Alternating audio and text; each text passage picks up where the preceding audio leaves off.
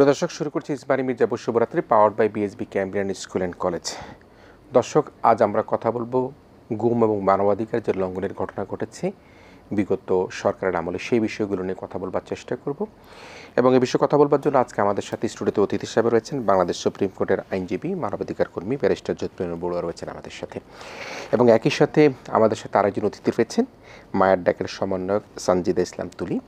আমাদের বোন তুলিকেও স্বাগত জানাচ্ছি আজকের আয়োজনে আমাদের সাথে অংশগ্রহণ করবার জন্য। প্রিয় দর্শক, আমরা সংযুক্ত করবার চেষ্টা করব 2013 সালে গুম হওয়া ছাত্রদলের একজন নেতা খালেদ হাসান সোহেলের স্ত্রী সৈয়দা সাম্মি সুলতানা নিপাকে আমরা চেষ্টা করব আমাদের অনলাইনে যুক্ত করবার জন্য। তিনি আমরা পেয়েছি, আমরা আশা করব তার কাছ থেকে আমরা শুনতে পারবো। আমি জ্যোতিপ্রিয় বড়ুয়া অত্যন্ত কষ্টের সাথে, বেদনার সাথে, দুঃখের সাথে আজকে গুম বিষয় নিয়ে কথা বলতে হচ্ছে। যে ভয় সংস্কৃতি তৈরি হয়েছিল, যে ভয় সংস্কৃতি তৈরি করা হয়েছিল, এবং আমরা দেখেছি অনেক পরিবার ভাই হারিয়েছে, বাবা হারিয়েছে, এবং সে হারানোর বেদনা নিয়েই কিন্তু আমরা দেখেছি গত 5ই আগস্টের ছাত্র জনতার যে বিপ্লব, সেই বিপ্লবের মধ্য দিয়ে আমরা আওয়ামী সরকারের পতন দেখেছি। এবং পতনের পরপর আমরা দেখেছি বেশ কয়েকজন গুম হওয়া ব্যক্তি তারা গুমের সে আয়নাঘর থেকে তারা বেরিয়ে এসেছে।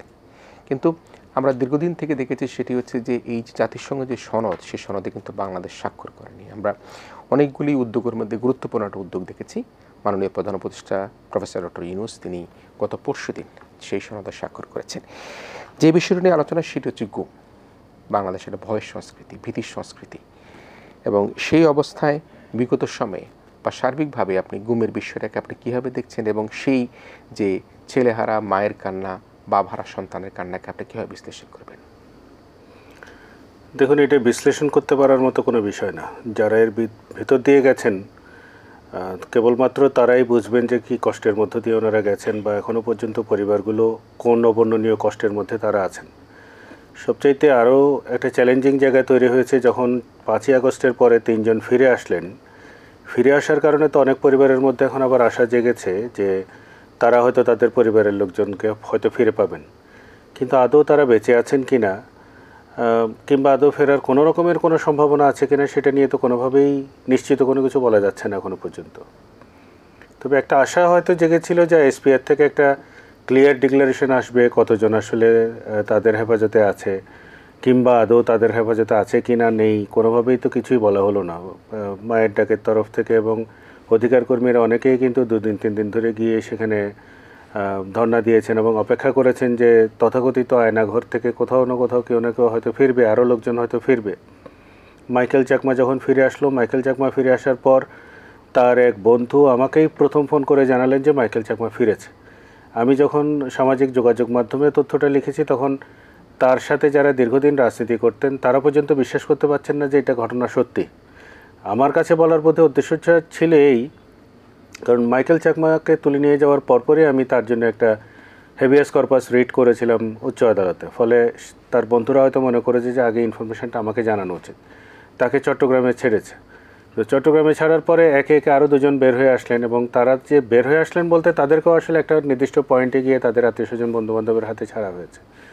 ফলে এইটা কিন্তু একটা মানে উল্টো বিপত্তিও ঘটিয়েছে অন্যান্য পরিবারের কাছে। এখানে শাম্মী সুলতানের নিপা আছেন, উনিও হয়তো মনে মনে আশা করছেন যে নিশ্চয়ই ওনার হাজব্যান্ডও তো 13 সালে গুম হয়েছেন, হয়তো ফিরে আসতে পারেন। এইটা আরও অনেক বেশি বেদনাটাকে বাড়াচ্ছে। ফলে আমাদের এখন আমি মনে করি যে যেভাবে যতদিন বিগত সরকারের আমলে এই গুম ব্যাপারটাকে যেরকমের একটা ভয়ের জায়গায় নিয়ে গেছিল, সমস্ত ভয় উপেক্ষা করেও হচ্ছে মায়ের ডাক এই বিষয়গুলো নিয়ে কথা বলেছে।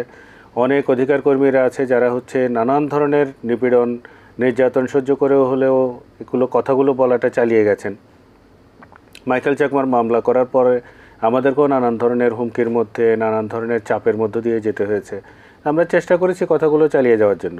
কেউ কেউ হয়তো ফিরে এসেছেন খুব কম সময়ের একটা গুমের মধ্য দিয়ে। গুমটাকে যদি যেহেতু এখনও পর্যন্ত বাংলাদেশের কোনো আইনে ডিফাইন করা হয়নি, এবং সেটার শাস্তি কতদিন হবে, কত কি হবে, সেটা নিয়ে কিন্তু কোনো কিছু এখনও পর্যন্ত আইন নেই। অর্থাৎ এই একই অজুহাত কিন্তু বিগত আওয়ামী লীগ সরকার গত 15-16 বছর যাবতই দিয়ে গেছে যে আমাদের আইন নেই, কিন্তু আইনটা করার জন্য কোনো রকমের চেষ্টা ছিল না। বরঞ্চ তাদের কমন ডিনায়াল ছিল এই যে এই ধরনের গুমের কোনো ঘটনা ঘটছে না, তারা পরিবারের সাথে ঝগড়াঝাটি করে কেউ লুকিয়ে গিয়ে বাসা থেকে চলে গিয়ে পরে নিজেরা ফিরে আসছেন, বা ঋণগ্রস্ত হয়েছেন, প্রেম করেছে, নানান ধরনের সম্পর্কের কথা বলা হয়েছে। সেটি ফরহাদ মাজহার গিয়ে ফিরে আসা থেকে শুরু করে অন্যান্য ওনার চাইতে কম বিখ্যাত লোকজনের ক্ষেত্রে একই থিওরি, একই রকমের। বিশ্ববিদ্যালয়ের শিক্ষক মুবাশশারকে তুলে নিয়ে যাওয়া হয়েছে, তিনি আবার ফিরে এসেছেন, কিন্তু ফিরে আসার পরে কিন্তু বলেননি কি হয়েছে। মাইকেল চাকমারা কথা বলছেন এখন, সাহস করে বর্ণনাগুলো দিচ্ছেন যে তাদেরকে নির্যাতনগুলো কীভাবে করা হয়েছে, কীভাবে আটকে রাখা হয়েছে, সেই বর্ণনা আমরা ধীরে ধীরে পাচ্ছি। আরও একজন দেখলাম যে গতকালকে এরকম নামটাই মনে করতে পারছি না, কিন্তু বলছেন যে ওনাকে যে বিল্ডিংয়ে ওনাকে আটকে রাখা হয়েছে তার পাশের বিল্ডিংয়ে উনি প্রায় সময় আড্ডা মারতে যেতেন। ফলে ওই যে ঘরটায় ওনাকে আটকে রাখা হয়েছে সেটা যে ডিজিএফআই এর একটা ডিটেনশন সেন্টার হতে পারে সেই ধারণাটাই ওনার মধ্যে ছিল না। রানা, হ্যাঁ রাইট, রানা।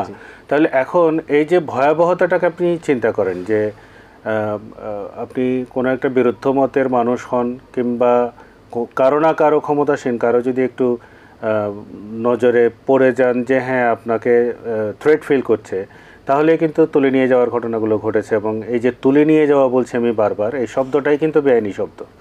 কারণ আপনি যদি আইন শৃঙ্খলা রক্ষাকারী বাহিনী হন তাহলে আপনি গ্রেফতার করতে পারেন।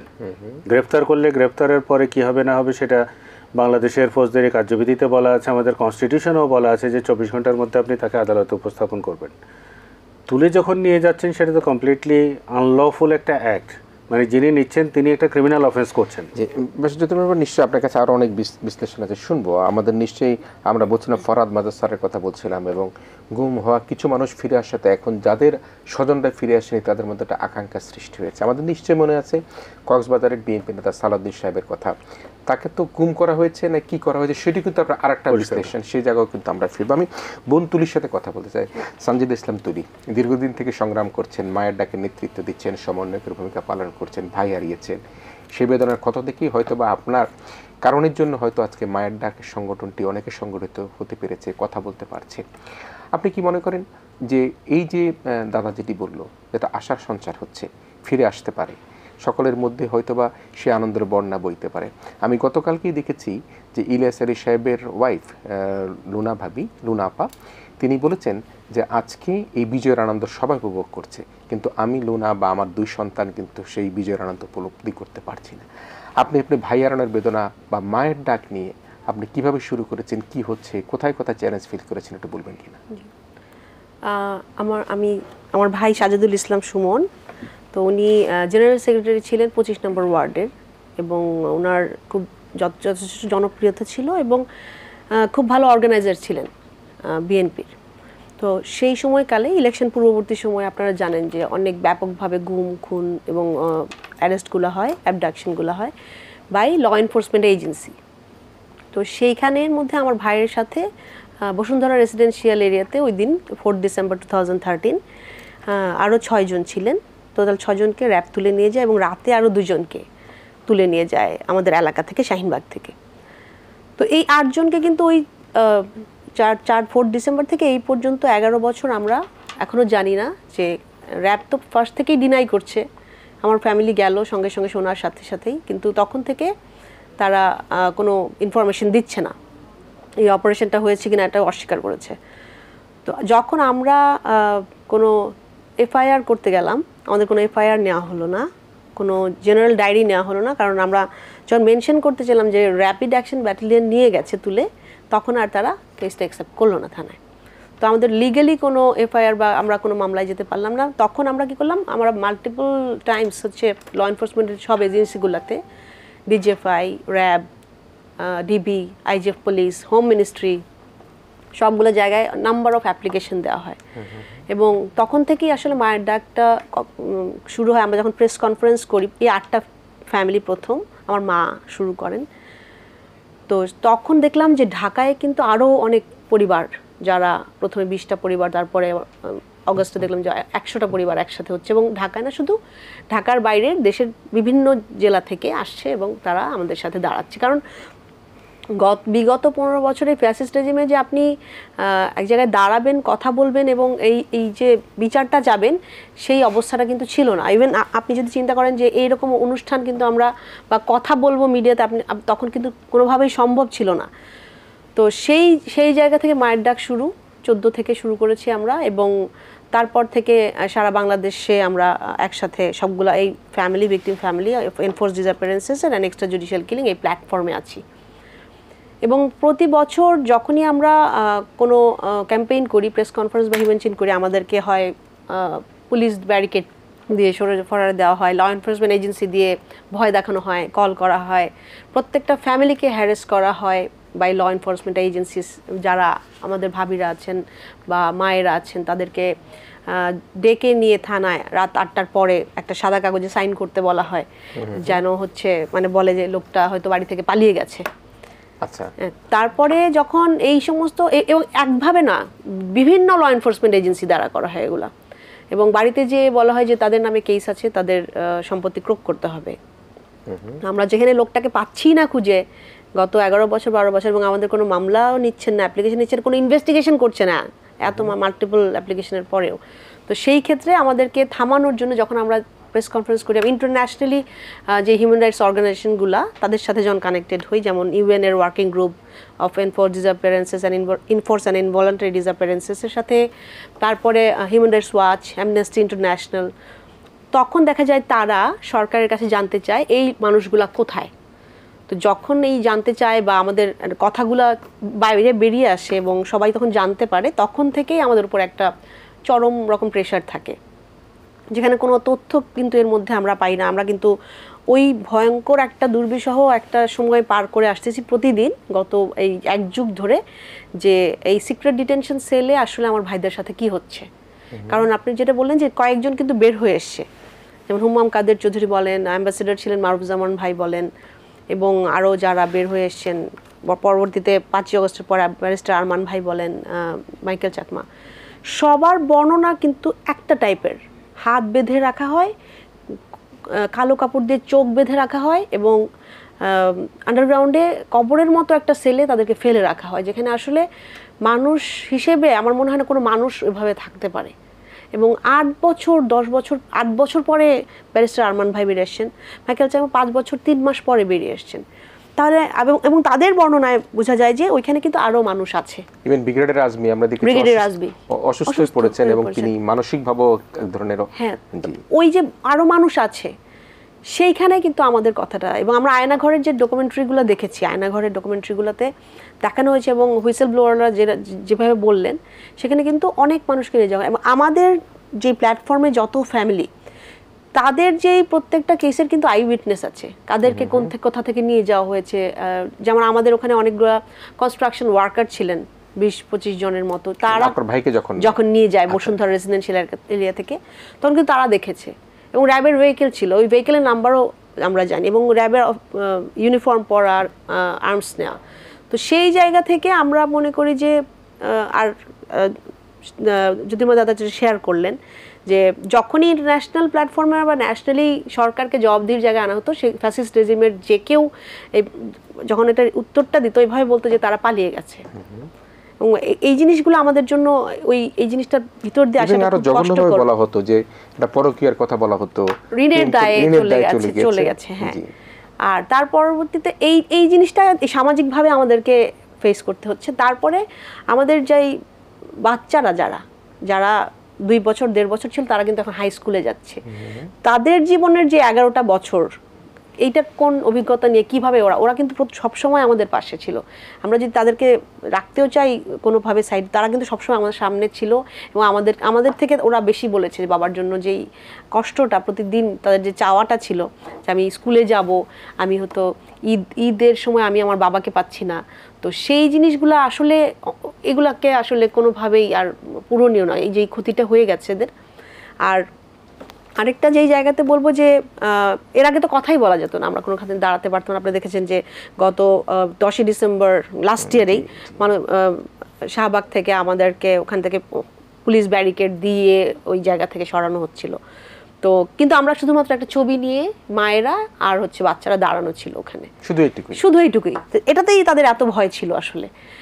আর আমি বলতে চাই যে 5ই আগস্টে ছাত্র জনতার যে জয় এনে দিয়েছে বাংলাদেশকে, যে বিপ্লব, যে গণ অভ্যুত্থান হয়েছে, সেখান থেকে আসলে সাহস পাই, তখন থেকেই আশা করি যে এখন তো ফ্যাসিলিটি রেজিম নেই, তো তাহলে হয়তো এখন আমরা আমরা তার পর দিন থেকে কিন্তু ডিজিএফআই অফিসের সামনে চলে যাই এবং আমরা চেষ্টা করি, তাদের সাথে কথা বলি, তাদের সাথে আমাদের মিটিং হয়, যে আমাদের কাছ থেকে তালিকা চায় এবং আমরা জানতে চাই যে এই মানুষগুলা কোথায় এবং তাদেরকে এখনও কেন আটকে রাখা হচ্ছে। এবং আমরা কিন্তু আরও জানতে পারি যে শুধু ডিজিএফআই না, আরও যেই ল এনফোর্সমেন্ট এজেন্সি তাদেরও অনেক সিক্রেট ডিটেনশন সেল আছে যেটা দেশব্যাপী। তো সেই দায়িত্বটা আমার মনে হয় 5ই অগস্টের পরে ওই অ্যাকাউন্টেবিলিটিটা যদি আমরা মনে করি যে আমরা আসলে একটা কমিশন পেয়েছি, যেটা ইন্টারিম গভর্নমেন্টের সময়, আরেকটা যে কনভেনশন যেটা যে সাইন হলো গুমের জন্য, যেটা র্যাটিফিকেশন হলো, তাহলে আমাদের সম্মতি আছে যে আমরা এখন এইগুলোর বিচারের পর্যায়ে যাব। যদি আমরা দেশ রাষ্ট্রযন্ত্রটা চাই, তাহলে ল এনফোর্সমেন্ট এজেন্সিগুলো এখনও পর্যন্ত 5ই আগস্ট থেকে এই পর্যন্ত এতগুলা পরিবারের স্বজনদের ইনফরমেশন বা তথ্য কি হয়েছে ইভেন এইটুকু কেন জানাচ্ছে না। জি নিশ্চয়ই, আমি আমি আমি আলোচনায় আসবো। অনেক প্রশ্ন আছে। ব্যারিস্টার জ্যোতির্ময় বড়ুয়ার কাছে অধিকার কর্মী হিসেবে অনেক জায়গায় গিয়েছেন, অনেক মাঠে দাঁড়িয়েছেন, অনেক যুদ্ধ করেছেন এবং আমার বোন তুলি যেটি বললেন, তার ভাইয়ের কথা, বেদনার কথা বলেন, সেগুলি সব শুনবো। প্রিয় দর্শক, আমরা গুম নিয়ে কথা বলছিলাম এবং যে গুম আমাদেরকে আতঙ্কিত করে তোলে, শিহরিত করে তোলে, সে আলোচনায় কিন্তু আমরা আবারও ফিরে আসবো ছোট একটা বিরতির পর। আমাদের সাথে অতিথি হিসেবে রয়েছেন ব্যারিস্টার জ্যোতির্ময় বড়ুয়া এবং মায়ের ডাকের সমন্বয়ক সানজিদা ইসলাম তুলি রয়েছেন। আমরা একই অতিথি নিয়ে আবারও কিছুক্ষণ পর আপনাদের সাথে যুক্ত হব। ইসমানী মির্জাপুর শুভরাত্রিতে আবারও ফিরে এসেছি। আমরা বল প্রয়োগ, মানবাধিকার লঙ্ঘন, গুমের সংস্কৃতি নিয়ে কথা বলছিলাম। যে গুমের কারণের জন্য এখনও পর্যন্ত অনেক পরিবার অপেক্ষায় আছেন তাদের স্বজনরা ফিরে আসবেন। আমি জানি না তাদের স্বজনরা আসলেই ফিরে আসবেন কিনা বা তারা কোথায় আছেন, কেমন আছেন, সেটি হয়তো আরও কিছুদিন পর আমরা স্পষ্টভাবে পরিষ্কার হতে পারবো। আমরা আলোচনা করছিলাম সানজিদা ইসলাম তুলির কাছ থেকে। ভাইয়ারা যে বোন আজকে আমাদের কাছে এসে, সেই বোনের কাছ থেকে ভাইয়ের কথা শুনছিলাম এবং তাদের 8জন, তার ভাই সহ, যাদেরকে গুম করা হয়েছিল এখনও পর্যন্ত তাদের কোনো সন্ধান পাওয়া যায়নি। আমরা ব্যারিস্টার জ্যোতির্ময় বড়ুয়ার কাছে আসবো, তবে তার আগে আমরা একটু শুনে নিতে চাই একজন যিনি আজকে আমার বোন তুলির মতন আরেকজন রয়েছেন, যিনি স্বামী হারিয়েছেন 2013 সালে, গুম হয়েছে, যার স্বামী তিনি হচ্ছেন গিয়ে ছাত্রদলের নেতা খালেদ হাসান সোহেলের স্ত্রী সৈয়দা শাম্মী সুলতানা নিপা রয়েছেন আমাদের সাথে। আমরা নিপার কাছ থেকে শুনবো কিভাবে কি হয়েছে এবং তিনি এখনও পর্যন্ত তার যে স্বামী পাবার যে প্রত্যাশা, সে প্রত্যাশায় কতখানি প্রত্যাশিত রয়েছেন। আমি নিপা আপনাকে একটু শুনতে চাচ্ছি যে আপনি একটু বলবেন কিভাবে আপনার স্বামী গুম হয়েছে, কোথা থেকে হয়েছে, কখন হয়েছে, একটু যদি আমাদেরকে, দর্শকদেরকে এবং আমাদের অতিথিদের উদ্দেশ্যে একটু বলেন আপনি।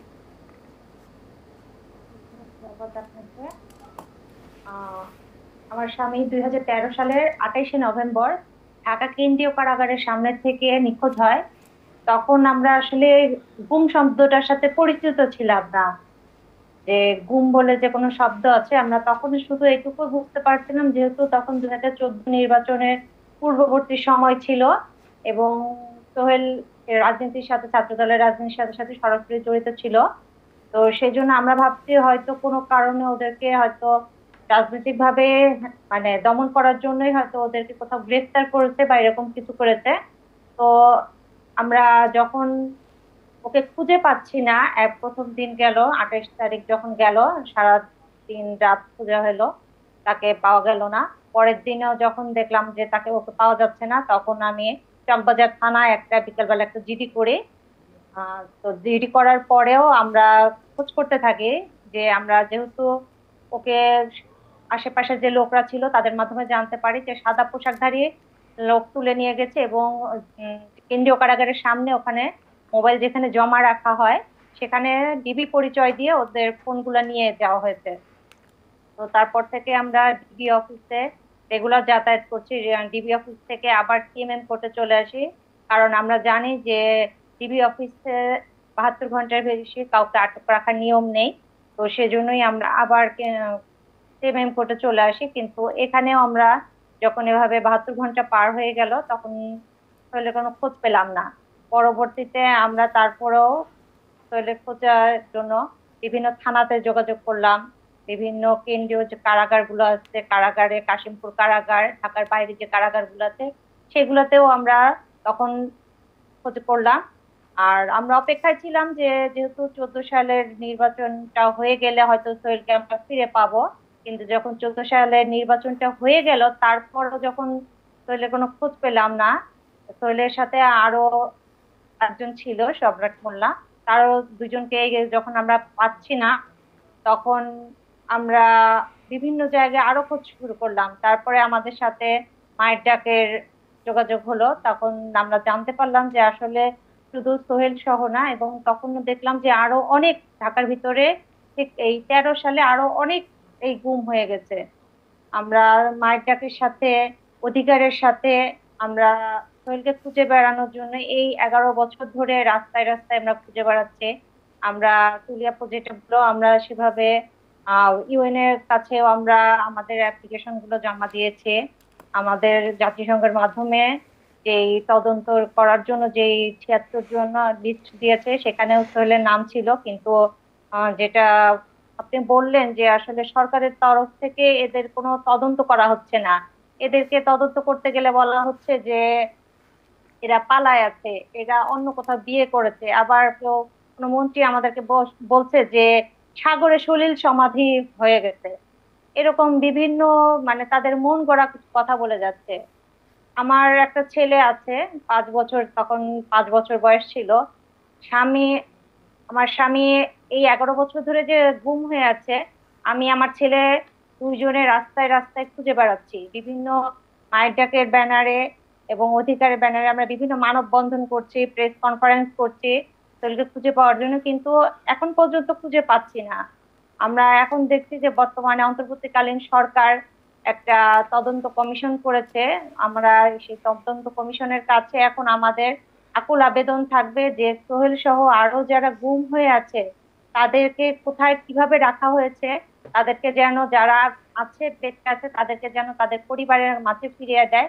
এবং যদি কারো, আল্লাহ না করুক, যদি কারো কোনো দুর্ঘটনা ঘটে থাকে, সেটাও আমরা জানতে চাই যে কারা কি করেছে এবং কোথায় কিভাবে কি অবস্থা ওদেরকে রাখা জি হয়েছে। নিপা, আপনার বেদনার আমরা কথা চাই শুনলাম। নিপা, আপনাকে অনেক অনেক ধন্যবাদ। আপনার বেদনার কথা শুনতে শুনতে কিন্তু আমরা একটু আবেগ আপ্লুত হয়ে যাচ্ছিলাম, এবং আমরা বুঝতে পারছি যে আপনার সন্তানকে 5 বছর বয়সে রেখেই আপনার স্বামী নিখোঁজ হয়েছে, এবং কিভাবে আপনি কারাগার থেকে আরম্ভ করে আপনি আদালতের দাঁড়াদাঁড়ি ঘুরেছেন, কিন্তু এখনও স্বামীর সন্ধান পাননি। কিন্তু আপনার প্রত্যাশা করছেন অন্তর্বর্তীকালীন সরকার এসেছে, তারা হয়তোবা কোনো না কোনোভাবে আপনার স্বামীর খোঁজ দিতে পারবে, অন্তত পক্ষে তারা জানাতে পারবে সে কেমন আছে, কোথায় আছে, আসলে কি অবস্থায় আছে সেটি জানবো।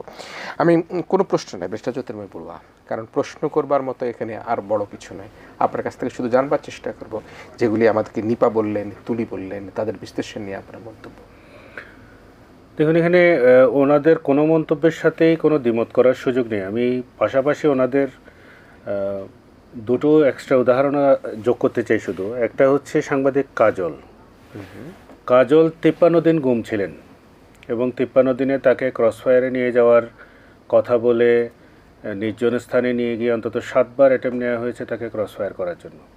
প্রতিবারই ক্রসফায়ার করতে নিয়ে যেত এবং বলতো যে হ্যাঁ, আবার একটা ফোন আসতো, ফোন আসার পর বলছে না না আজকে ক্রসফায়ার করার দরকার নেই।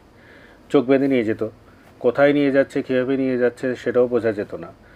পরবর্তীতে 53 দিন পরে তাকে পাসপোর্ট আইনে গ্রেফতার দেখানো হয় যে কোনো রকমের ট্রাভেল ডকুমেন্ট ছাড়া সে ভারতে প্রবেশ করার চেষ্টা করছে, ভারত থেকে উল্টো বাংলাদেশে প্রবেশ করার চেষ্টা করছিল। এরকমের একটি মামলা দিয়ে তাকে যশোরে গ্রেফতার দেখানো হয়। তার মানে ভারতীয় বর্ডারেই কোথাও না কোথাও তাকে বোধহয় যশোরের কোথাও হবে হয়তো। এখন সেটা কার কাস্টোডিতে ছিল এখনও পর্যন্ত কিন্তু আমরা নিশ্চিত না। যে ওনার অফিসের যে সিসিটিভিগুলো ছিল, সেই সিসিটিভির ফুটেজগুলোও কিন্তু আমি সব দেখেছিলাম মামলা পরিচালনার আগেই। দেখছি মোটরসাইকেলে করে আসছে, কেউ একজন তাকে ফলো করছে, দুজন, তারপরে কখন তাকে কীভাবে তুলে নিয়ে গেল সেই জিনিসগুলো আর কোনো ক্যামেরার মধ্যে কিন্তু আসলো না। এই 53 দিনের যে তার যে সাফারিং, এরপরে ঢাকাতে পরপর 3টে ডিজিটাল সিকিউরিটি অ্যাক্টে মামলা হলো। একটি হচ্ছে তৎকালীন সময়ের যুবলীগের 2 নেত্রী করলেন, আর একটি করলেন হচ্ছে তৎকালীন সময়ের মাগুরার একটি আসনের এমপি। 3টাই ডিজিটাল নিরাপত্তা আইনে মামলা, যে তিনি তাদেরকে মানহানি করেছেন সহ আরও নানান ধরনের অভিযোগগুলো ছিল। তাহলে পাসপোর্ট আইনের একটি মামলা হলো, আর 3টা হচ্ছে ডিজিটাল সিকিউরিটি অ্যাক্টে। তারপরে তার জার্নিটা 53 দিনের গুম হওয়ার চাইতেও আসলে পেইনফুল জার্নি হচ্ছে এই ডিজিটাল সিকিউরিটি অ্যাক্টের মামলা। এখন তাকে গ্রেপ্তার দেখানোর এই যখন পাসপোর্ট আইনে যখন তাকে গ্রেপ্তার দেখানো হবে, তারও আগে কিন্তু তাকে 54 ধারায় গ্রেপ্তার করা হয়েছে। 54 ধারায় হচ্ছে একটানা 15 দিনের বেশি হচ্ছে আপনি তাকে কাউকে আটকে রাখতে পারবেন না, তাকে 17 দিন আটকে রাখা হলো। তাহলে এই যে জুডিশিয়াল প্রসেসগুলোও যে কী পরিমাণ বায়াস ছিল যেখানে আইন পরিষ্কারভাবে আপনাকে বলছে যে আপনি 15 দিনের বেশি কাউকে আটকে রাখতে পারবেন না, 17 দিন তাকে আটকে রাখা হলো। এবং আমরা যখন জামিন চাইলাম সেখানে, তখন ফিউচারিস্টিক একটা অর্ডার পাস করা হলো। আমরা শুনছি যে ঢাকার মামলায় তাকে গ্রেপ্তার দেখানো হচ্ছে। এ তো গণকের মতো অবস্থা, বিচারকের তো গণকের দায়িত্ব পালন করার কথা না। তিনি বলছেন ঢাকায় বোধহয় একটা মামলায় গ্রেপ্তার দেখানো হচ্ছে, সেই জন্য এখানে জামিন আমরা এখনই ছাড়তে পারছি না। ওই কথার পরিপ্রেক্ষিতে ঢাকার একটি আদালতে তখন ওই 3টা ডিজিটাল সিকিউরিটি অ্যাক্টের মামলাতে গ্রেপ্তার দেখানো হলো। তারপর এর মধ্যে তো কোভিড চলছে, তারপর তাকে ঢাকায় আনার পরে তখন অনলাইনে দরখাস্ত দিচ্ছি, সেটা অ্যাপ্রুভ হলো কিনা, রিসিভ করলো কিনা সেগুলোও বোঝা যাচ্ছে না। পুরো কোর্ট সিস্টেমটাও তখন এলোমেলো। এর মধ্যে অনেক কষ্ট করে হচ্ছে তাকে হাইকোর্ট পর্যন্ত এসেই কিন্তু আমাকে জামিনে বের করতে হয়েছে। ফলে এই যে জার্নিগুলো, গুমের থেকে তো খুন হয়ে যাওয়া কিংবা এখনও পর্যন্ত গুম হয়ে থাকা, সেটা যেমন একটি বাস্তবতা, পাশাপাশি কাজলদের মতো যারা ভিকটিমরা আছে সেটাও বাস্তবতা। এর পরের কেসটা হচ্ছে আপনার লেখক মুশতাক এবং কার্টুনিস্ট কিশোর। মুশতাক এবং কিশোরের গ্রেপ্তারের পর তাদেরকে যখন একটি মামলাতে গ্রেপ্তার দেখানো হলো, তখন তাদের কাছ থেকে আসলে যে তথ্যগুলো জেনেছিলাম, তারা কিন্তু প্রথমে গুমের শিকার হন। তাদের নিজস্ব বাসভবন থেকে বাহিনীর লোকজন এসে তুলে নিয়ে যাওয়ার পরে তাদেরকে প্রচণ্ড রকমের শারীরিক নির্যাতন করা হয়েছে। শারীরিক নির্যাতনে কিশোরের কানের পর্দা পর্যন্ত ফাটিয়ে দেওয়া হয়েছে। লেখক মুশতাককে এমনভাবে শারীরিক নির্যাতন করা হয়েছে যে তিনি 1টা বছর কিন্তু জেলের মধ্যে আটকে থেকে শেষ পর্যন্ত জেলে মারাই গেলেন। এটা মানে আমার ক্যারিয়ারের হিস্ট্রিতেও আসলে প্রথম কোনো ঘটনা যেখানে আমি কোনোভাবেই জামিনই করাতে পারলাম না। তার মধ্যে একজন ব্যক্তি, একজন লেখক, যিনি হচ্ছে কারাগারের মধ্যেই মারা গেলেন। তো এই মারা যাওয়া নিয়েও কিন্তু কোনো রকমের কোনো তদন্ত, কোনো কিছুই কিন্তু হয়নি। তদন্তের কথা কেন বলছি, জেলে তো তার হচ্ছে স্বাভাবিক মৃত্যুও হতে পারে, কিন্তু প্রিজাম্পশনটা এই, আমি যখন আপনার কাস্টডিতে থেকে যদি মারা যাই, তাহলে প্রথম সন্দেহটা করতে হবে আপনাকে যে আমার মারা যাওয়া নিয়ে কোনো ধরনের জটিলতা আছে কিনা। যেমন ধরেন ওয়াইফ কিলিং কেসে হাজব্যান্ড হচ্ছে সবসময় প্রথম আসামি, প্রথম সন্দেহের তালিকায় থাকে। এগুলো এস্টাবলিশড লিগ্যাল প্রিন্সিপাল আমাদের জুরিসডিকশনেও। তো এখন তাকে যে টর্চার করা হলো, সেখান থেকে যদি তার মৃত্যু, এই দুটো ঘটনার মাঝখানে যদি কোনো চেইনটা যদি ব্রেক না হয়, নতুন কোনো ইভেন্ট যদি না হয়, হ্যাঁ তিনি বাথরুমে পড়ে গিয়ে আছাড় খেয়েছেন, সেখানে আঘাত পেয়েছেন, বা এই ধরনের যে কোনো ঘটনা ঘটতে পারে। ওই মামলাটার বাদী কে ছিল? সেই মামলাটার বাদী সম্পর্কে তো অনেক স্পষ্ট না। যে এগুলো হচ্ছে পুলিশের হাতে সোপর্দ করে পরে রমনা থানাতে, সেই পুলিশই তখন এই মামলাগুলো তাদের কোনো কি ব্যাংকের সাথে জড়িত কোনো ব্যক্তি? ব্যাংকের তো নাফিস শারাফতের বিভিন্ন কথা আমরা শুনেছি তাদের কাছ থেকে, যে নাফিস শারাফত নিয়ে এখানে এক্স ক্যাডেটদের কতগুলো গ্রুপে বিভিন্ন চ্যাট, তাদের নিয়ে নাফিস শারাফতের ব্যাংক ডাকাতি নিয়ে নানান আলাপ আলোচনা, কার্টুন আঁকা, কিশোরের কার্টুন আঁকা, সমস্ত কিছু বিষয়ের পেছনে নাফিস শারাফত যেহেতু নানান ধরনের এই পুরো চক্র পাওয়ার পলিটিক্সের সাথেই যুক্ত ছিলেন কোনো না কোনোভাবে, তো তাদেরকে ব্যবহার করেছেন তিনি। এবং তারা যেদিকে ইঙ্গিত করছিলেন সেই ইঙ্গিত না মামলাতে আছে, না আমরা কোথাও কখনো বলতে পেরেছি। কিশোররা যা বলেছেন সেটার কোনোভাবেই কোনো পুলিশের ইন্ডিকেশন তাদের কথার মধ্যে ছিল না, কিন্তু আলটিমেটলি মামলা তো হলো পুলিশের কাছেই। অর্থাৎ তাদেরকে মেরে 5 দিন ধরে টর্চার করে পুলিশের হাতে জাস্ট দিয়ে দেওয়া হয় যে ঠিক আছে তোমরা এখন একটা মামলা দাও। তাদেরকে সেই ডিজিটাল সিকিউরিটি অ্যাক্টের মামলা দিয়েই বাংলাদেশের বিরুদ্ধে ষড়যন্ত্র করছে, ভাবমূর্তি নষ্ট করছে, সোকল্ড কতগুলো কোট আনকোট ভাবমূর্তি, এই বিষয়টাকেই তো মানে অত্যন্ত খেলো করে দিয়েছিল হচ্ছে পুরো 15 বছরের পুরো রেজিমের পুরো পিরিয়ডটাই। তারপরে দেখেন মুশতাক মারা গেল, কিশোর এবং মুশতাকের জামিনের যখন আমি চেষ্টা করছিলাম হাইকোর্টে সিরিয়ালি তাদের জামিনের বিষয়টা শুনানির জন্য আসতেই হচ্ছে এতটা সময় লেগে গেল যে এর মধ্যে আনফর্চুনেটলি মুশতাক মারা গেলেন, কিশোর জামিন পেয়ে বের হয়ে আসলেন। কিশোর জামিন পেয়ে বের হয়ে আসার পরে একটা বিষয় তিনি সাহস করেছিলেন, সেটা হচ্ছে 2013-তে কিন্তু একটা অ্যান্টি টর্চারের আলাদা একটা ল হয়েছে। যদি কোনো রকমের হেফাজতে যদি কারো মৃত্যু কিংবা নির্যাতন হয় তাহলে সেটাকে ক্রিমিনাল অফেন্স হিসেবে ধরে নিয়ে মামলা করা যায়। কিশোর সেই মামলাটি করার পরে মেডিকেলে যখন তাকে এক্সামিন করার জন্য পাঠানো হলো, এইটা প্রসেসের একটা অংশ যে মেডিকেল এক্সামিনেশনের জন্য পাঠাবেন, ঢাকা মেডিকেল থেকে পরিষ্কার করে বলে দেওয়া হলো যে তার এগুলো সব পুরনো চোট, এগুলো কোনো মারধরের বা টর্চারের কোনো কিছু নাই। অথচ তাকে আমাদের নিজেদের পকেটের পয়সা খরচ করে ল্যাবেডে ভর্তি করিয়ে তার কানের পর্দা ফাটিয়ে দেওয়ার কারণে অপারেশন করে সুস্থ করে তুলতে হয়েছে। মেডিকেল রিপোর্ট কিন্তু আপনার ইতিপূর্বে আমরা দেখেছি যে অভিজিৎকে কোপিয়ে মারা হচ্ছে, আমি আপনি টিভিতে স্ক্রিনে দেখছি কোপাচ্ছে, তার রিপোর্টে কিন্তু কোথাও কোপানোর কোনো ধরনের চিহ্ন পর্যন্ত ছিল না তার পোস্টমর্টেম রিপোর্টে। তাহলে পুরো দেখেন পুরো সিস্টেম, আমাদের সিস্টেমটা হচ্ছে করাপ্ট। সাইদ মারা গেল, প্রথমে বলা হলো ইটের আঘাতে সে মারা গেছে, অথচ স্পষ্ট আমরা গুলির কথা শুনছি। প্রিয় দর্শক, আমরা আসলে শুনছিলাম ব্যারিস্টার জ্যোতির্ময় বড়ুয়ার কাছ থেকে গুম হওয়া মানুষের যে বেদনা, যন্ত্রণা, সেই যন্ত্রণার কথাগুলো, সেই কথাগুলো আমরা আবারও ফিরে আসবো। অতিথি হিসেবে আমাদের সাথে রয়েছেন ব্যারিস্টার জ্যোতির্ময় বড়ুয়া এবং সানজিদা ইসলাম তুনি, মায়ের ডাকের সমন্বয়ক। দুজনেই আপনাদের সাথে আমাদের বিরুদ্ধে পড়ে থাকবেন, আপনাদেরকে থাকবার জন্য অনুরোধ রইল। প্রিয় দর্শক, ইস্পানী মির্জাপুর শুভরাত্রিতে আবারও ফিরে এসেছি। গুম হওয়া মানুষগুলির পরিবারের কান্নার কথা আজকে শুনতে পাচ্ছিলাম। একেবারেই সরাসরি এমন একজন পরিবারের সদস্য যিনি তার ভাইকে এখনও পর্যন্ত সন্ধান পাননি, যিনি মায়ের ডাকের সমন্বয়ক হিসেবে কাজ করছেন। সানজিদা ইসলাম তুলি রয়েছেন আমাদের সাথে, অধিকার কর্মী, বাংলাদেশ সুপ্রিম কোর্টের আইনজীবী ব্যারিস্টার জ্যোতির্ময় বড়ুয়া রয়েছেন আমাদের সাথে। আমি জ্যোতির্ময় বড়ুয়ার কাছ থেকে শুনছিলাম, কিন্তু একটু আসি আমার বোন তুলির কাছে। তুলি, আমাদের মা কেমন আছে? মার এখন 75। যে মায়ের ডাকের কথা আমরা শুনি, সেই মা কেমন আছে? সেই মা আসলে এখন আর ওনার অনেক কিছু হয়তো মনে থাকে না, এবং প্রতি রাতে গেট খুলে মাঝরাতে দেখে যে রাস্তায় কেউ ফেলে গেছে নাকি তার ছেলেকে, বা পড়ে আছে কিনা, এবং তার কিন্তু এর মধ্যে অনেকবার হসপিটালাইজড হতে হচ্ছে। এবং যখন দেখলো যে ব্যারিস্টার আরমান চলে এসছেন, তারপরে ব্রিগেডিয়ার আজমি চলে এসছেন, তারপর মাইকেল চাকমা আসলো, এবং আমরা তখন ডিজিএফআই অফিসের সামনে 5ই আগস্টের পরে। তো আমরা যখনই বাইরে থেকে আসি, মায়ের ডাকের যে ক্যাম্পেইনগুলো হয় আপনারা দেখেছেন, বছরে যে 4-5টা ক্যাম্পেইন আমাদের থাকেই। তো আসার পরে সবসময় আমার মা যখন ছিল শক্তি শরীরে, তখন তো আমাদের সাথে দাঁড়িয়েছেন, তো এখন পারেন না দাঁড়াতে। তো এখন উনি আসলে আমার মুখের দিকে তাকিয়ে থাকেন যে আমরা কি বলবো, আমরা কি খবর দেব তাকে, আমরা কি বলবো। তার তো সন্তান, মানে তিনি হয়তো মানে অনেক বড় একটা ভয় বা শঙ্কা সবার মধ্যে কাজ করে। তিনি তো এতবার র্যাব অফিসে ছিলেন টানা, মানে সকালে যেতেন, রাতে আসতেন আমার মা। 2013, 2014 সাল, 15 সাল, 17, মানে বছরের পর বছর এমন গেছে আমার মার। এবং হয়তো একসময় অফিসাররা কথা বলেছে, একসময় এডিজি জিয়াউল হাসানেরা খুব রুড বিহেভ করেছে। জিয়াউল হাসান সাহেবের সাথে আপনার মায়ের সরাসরি কথা? হ্যাঁ, আমার মা বললাম না, র্যাব একের গেটেই থাকতেন উনি। কিন্তু কখনো হয়তো হেডকোয়ার্টারে যে অ্যাপয়েন্টমেন্ট নিয়ে তাদেরকে হয়তো কোনোদিন সামনে যেয়ে কথা বলতে পেরেছেন, এবং কখনো হয়তো তারা কোনোদিন কি বলতেন, তারা বলতেন না আপনার ছেলেকে খুঁজে দেখবো, আমরা ইয়ে করবো, বারবার আপনি এরকম ইয়ে করেন, আসেন কেন। আর র্যাব একের যে তখন সিও ছিল কিসমত হায়াত, তার সাথে অনেকবার কথা হয়, কারণ র্যাব একেই আমার ভাইকে নিয়ে যাওয়া হয়, এবং র্যাব একের টিম, যেটা ভেহিকেল ছিল র্যাব একের, যেটা হচ্ছে অপারেশনটা করে, ভাইকে তুলে নিয়ে আসে এবং কাস্টডিতে রাখে। এবং পরবর্তীতে ভিতরের কয়েকজনের থেকে আমরাও জানতে পারি যে ভাইকে ওখানে রাখা হয়েছিল, এবং তখন জিয়াউল হাসান এডিজি অফিস ছিলেন, যাদের ডিরেকশনে এগুলো হয়। তো তাদের সাথে প্রত্যেকটা দিন এই যে আমার মা ওই সময়টাতে কিন্তু যাচ্ছেন, এবং এই পর্যন্ত কিন্তু তিনি আশা করছেন যে তার সন্ধান পাবেন।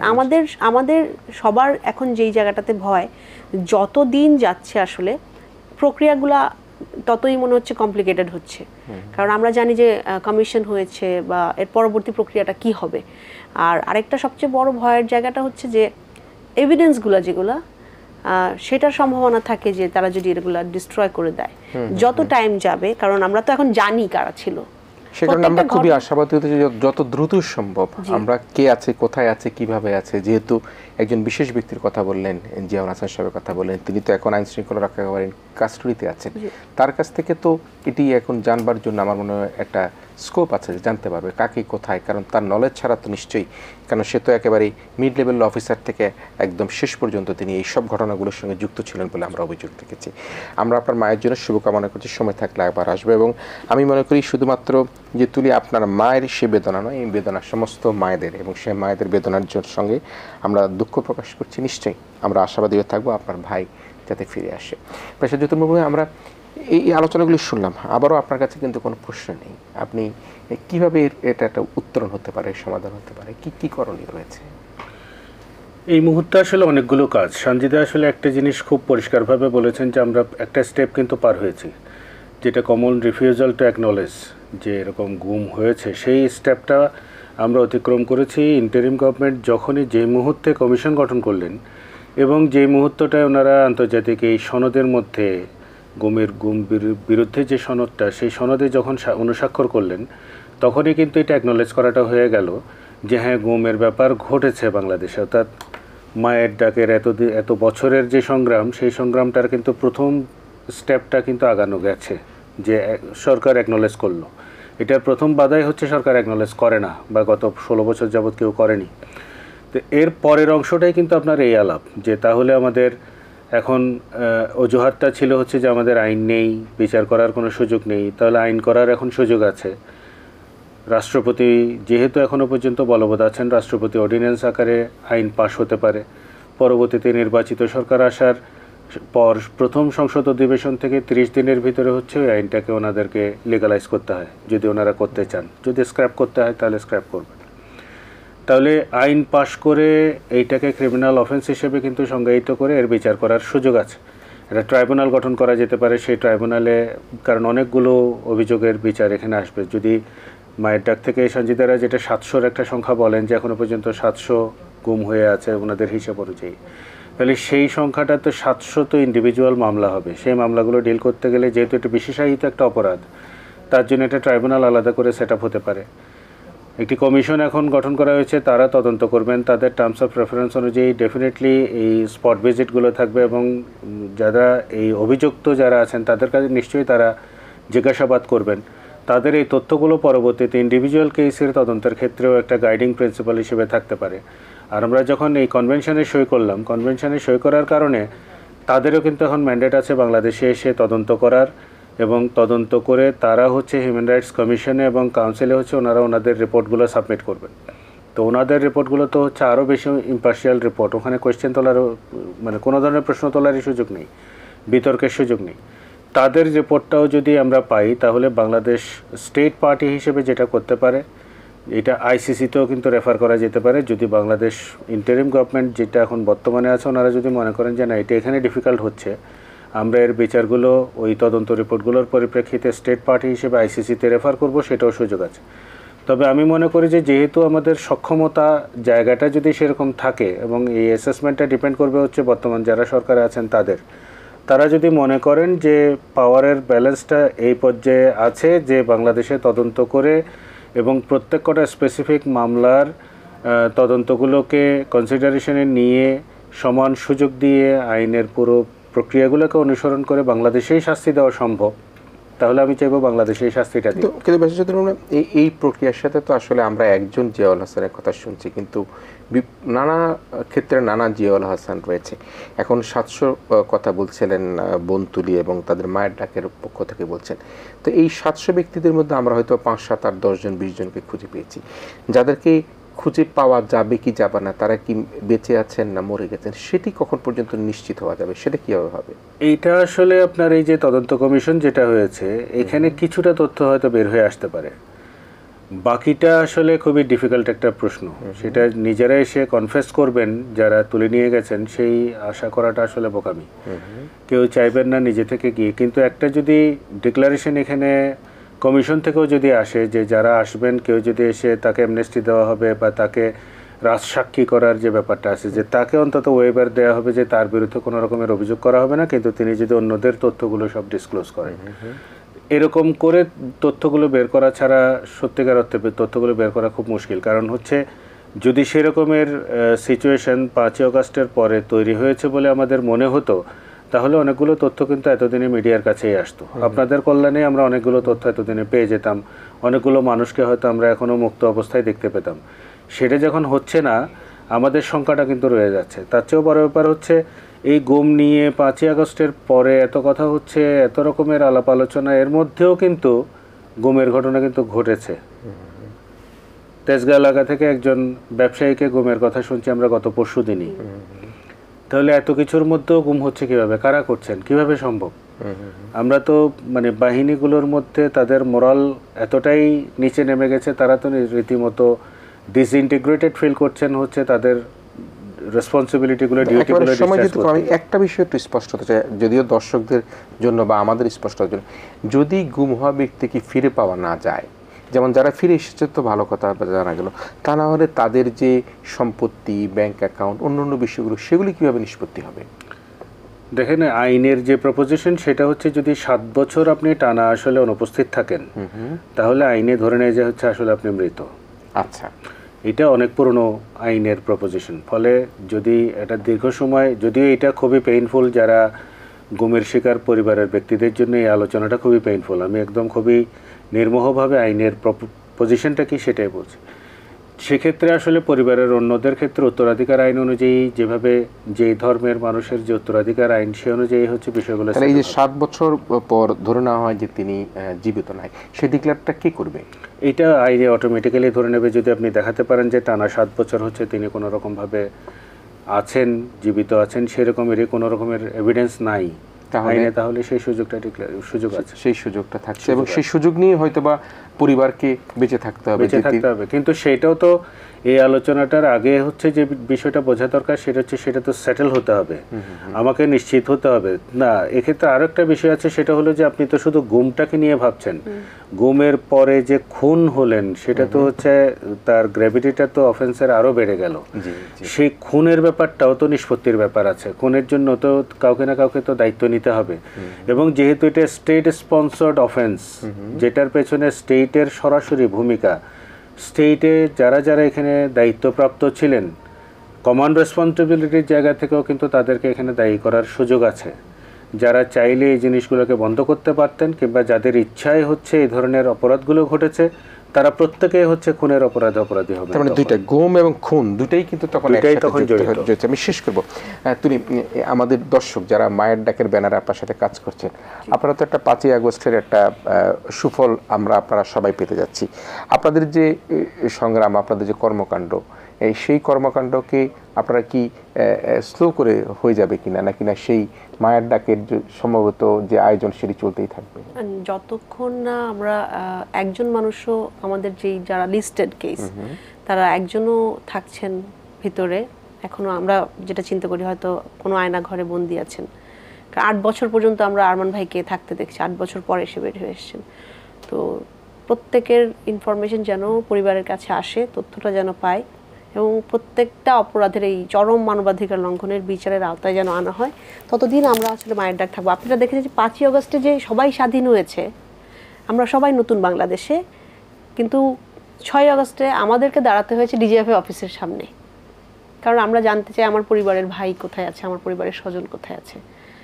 আর যারা আমরা ইন্টারিম গভর্নমেন্টের খুব কম সময়ের মধ্যে যেই কমিশনটা পেলাম, যেই কনভেনশনটা ওনারা সাইন করলেন, কিন্তু তারপরও বলবো যে আরও স্বচ্ছতার সাথে, ট্রান্সপারেন্সির সাথে যেন ওনারা অ্যাকাউন্টেবিলিটির সাথে এবং কোনো ডিসক্রিমিনেশন ছাড়া প্রত্যেকটা কেসের ক্ষেত্রে যেন একটা প্রক্রিয়া নির্ধারণ করেন এবং এটা যেন আমাদের নাগরিকদের সাথে, যারা আমাদের লয়াররা আছেন এবং আমাদের যারা আছেন ভিকটিম ফ্যামিলি, সবার সাথে আলোচনার সাপেক্ষে নির্ধারণ করা হয় এবং স্বচ্ছতাটা থাকে। তাহলে আমরা মনে হয় যে প্রত্যেকটা পরিবার যে আশাটা, তথ্যগুলো বের হয়ে আসা এবং পরবর্তীতে বিচার প্রক্রিয়া শুরু হওয়া, সেই জায়গাটাতে অ্যাটলিস্ট আসতে পারবো। আর আন্দোলনটা 12 বছরে যতটুকু ছিল, 5ই আগস্টের পরে এখন মনে হচ্ছে এটা আরো অনেক বেশি ভারী আমাদের জন্য, আরো বেশি মানে কষ্টকর, প্রতিদিন কষ্টদায়ক। কারণ 6 তারিখ থেকে যখন 1-2 করে বের হলো, তাদের কাছ থেকে যখন এই কবরের মতো সিক্রেট ডিটেনশনের টর্চারের কথা শুনি, কিভাবে মানুষকে ভিতরে রেখে হত্যা করা হয় সেগুলো শুনি, তখন মনে হয় যে এই দেশটাতেই আমার ভাই, এদের হাতেই গুম হয়ে আছে এখনো। তো এদের এরা এখনো কিন্তু স্বাধীনভাবে আমার দেশেই আছে, তো কোনো না কোনো আইন প্রয়োগকারী সংস্থার সদস্য এবং এখনো তারা সার্ভিং। তো আমরা দেখতে পাচ্ছি যে তাদের কিন্তু কোনো তথ্য, একজন জিয়াউল হাসানকে ধরলে তো বা জিজ্ঞেস করলে হচ্ছে না, কারণ এখানে প্রক্রিয়াটাতে সরকার প্রধান থেকে শুরু করে পুরা মেকানিজমটা চালানো হয়েছে। যারা এটার পেছনে ছিলেন, গুমের প্রত্যেকটা আইন প্রয়োগকারী সংস্থা, প্রত্যেকটা মন্ত্রণালয়, প্রধানমন্ত্রী থেকে শুরু করে একদম নিম্ন পর্যায়ের কর্মচারী, যেই থাকুক, পুলিশের ইভেন যারা লিস্টটা করে, তালিকা এরিয়া ওয়াইজ যারা আওয়ামী লীগ ছিলেন, ডেফিনেটলি ওই এরিয়ার সংগঠক যারা, তারাই বলেছেন। তো আমরা মনে করি যে এটার পেছনে একটা অনেক বড় মেকানিজম কাজ করেছে। আমরা যতক্ষণ না এদেরকে বিচারের আওতায় আনতে পারবো, আমরা তথ্যগুলো পাবো আমাদের ভাইদের, এবং এই যে এটাকে আমাদের মায়ের ডাকের প্রথম থেকেই যাওয়া আমাদের স্বজনকে আমাদেরকে ফিরিয়ে দিন। নিশ্চয়ই নিশ্চয়ই হাতে একেবারে জানতে সমান। দিন। তো জ্যোতির্ময় বড়ুয়া 30 সেকেন্ডে শেষ করতে চাই, কি বলতে চান, কি শোনাতে চান? আমি আশাবাদ ব্যক্ত করতে চাই, কারণ ইন্টারিম গভর্নমেন্ট যে পদক্ষেপ দুটো নিয়েছে সেই পদক্ষেপ দুটোর মাধ্যমে কিন্তু তারা বুঝিয়ে দিয়েছেন যে তারা আন্তরিক, বিষয়টার একটা সমাধান চান।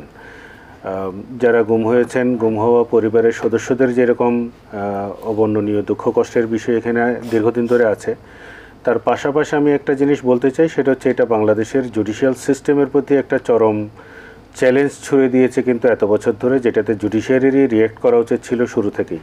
কারণ একটা প্যারালাল জুডিশিয়াল সিস্টেম চালু করেছিল, যেখানে হচ্ছে তারাই আটকে রেখে শাস্তি দেওয়া, অপরাধ, এই বিষয়গুলো তো তাদের আওতাধীন বিষয় ছিল না। যারা এই কাজগুলো করছিলেন প্রত্যেকেই খুবই ঘৃণ্য মানবাধিকার হরণের কাজ করেছেন। আমি মনে করি যে দৃষ্টান্তমূলক শাস্তি হওয়া উচিত। বাংলাদেশ থেকে যেন এই গুমের কালচার, গুম নামের শব্দটাই যেন আসলে চিরতরে হারিয়ে যায়। জি, ধন্যবাদ ব্যারিস্টার জ্যোতির্ময় বড়ুয়া, আপনাকে একই সাথে বোন সানজিদা ইসলাম তুলি আপনাকে। আমরা মায়ের ডাকের ব্যানারে অনেক গুম হওয়া মানুষগুলোর সন্ধান প্রাপ্তির প্রত্যাশায় আমরা দেখেছি যে বিভিন্ন জায়গায় দাঁড়িয়ে থাকতে, ছবি নিয়ে দাঁড়িয়ে থাকতে, সন্তানরা আকুতি করতে, বাবার হাত ধরে স্কুল যেতে চায়, ঈদ উৎসব পার্বণ তারা করতে চায়, কিন্তু কি পারবে তারা? ইন্টারিম গভর্নমেন্ট যে তাদের ব্যবস্থা গ্রহণ করছে সেই ব্যবস্থার মধ্যে দিয়ে কি গুম হওয়া মানুষগুলোর সর্বশেষ যে ঠিকানা সেটিকে আমরা খুঁজে পাবো কিনা, তাদেরকে ফিরে পাবো কিনা, এটি কিন্তু এখন অপেক্ষার পালা, সময়ের পালা। তবে আমরা খুবই আশাবাদী হতে চাই, অন্ততপক্ষে একটা নির্মম তদন্তের মাধ্যমে আমাদের জানতে হবে এই 600-700 মানুষগুলো যারা গুম হয়েছে তারা পরবর্তীতে কোথায় আছেন, কিভাবে আছেন, বেঁচে আছেন কিনা, সেই প্রত্যাশা রেখেই আমি আমাদের এই অন্তর্বর্তীকালীন সরকারের প্রধান ডক্টর ইউনূস তার নেতৃত্বাধীন পরিচালিত সকল উপদেষ্টা মহোদয়ের কাছে আবারও আমাদের এই আয়োজনের পক্ষ থেকে, ইস্পানী মির্জাপুর শিবরাত্রির পক্ষ থেকে মায়ের ডাকের যে আবেদন, সেই আবেদনে সাড়া দিয়ে আমরা গুম হওয়া মানুষগুলি ফিরে পাওয়ার জন্য আমরা অপেক্ষায় থাকলাম। এই আশাবাদ ব্যক্ত করে আমাদের আজকের অতিথি ব্যারিস্টার জ্যোতির্ময় বড়ুয়া এবং বোন সানজিদা ইসলাম তুলি আপনাকে ধন্যবাদ জানিয়ে এখানেই শেষ করছি। দর্শক, আপনারা ভালো থাকবেন, সবাই মিলে ভীষণ ভালো থাকবেন।